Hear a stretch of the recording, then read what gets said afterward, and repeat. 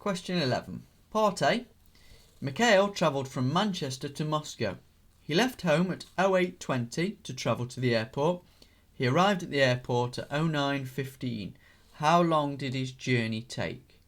When working with time questions, it's always a good idea to draw yourself a timeline. And if we start at 08:20 and we need to get to 9:15, all we need to do is go there in little jumps. So what I'm going to do is try and get to the nearest hour.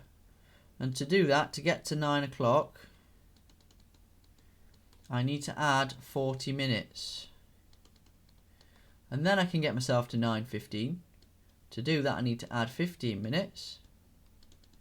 And altogether then I've got 40 plus 15.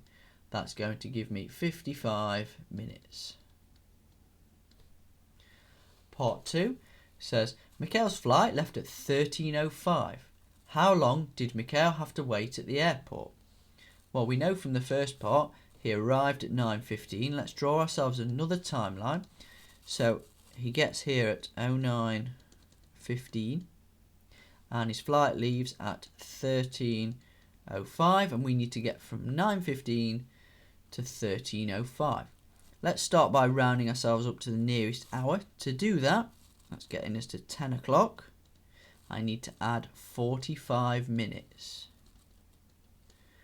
Then let's get ourselves to 1300. So I need to go 11, 12, 13. That's add 3 hours. And then I need an extra 5 minutes to get to 13:05.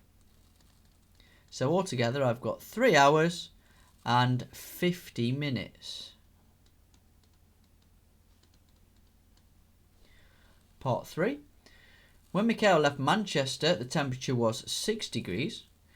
When Mikhail arrived in Moscow, the temperature was 8 degrees colder. What was the temperature in Moscow? Let's draw another number line this time. And we're starting at 6 degrees C. And we're going to go back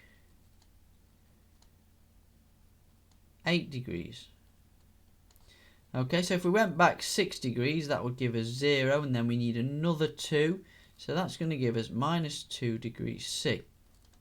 So the temperature in Moscow was minus 2 degrees C.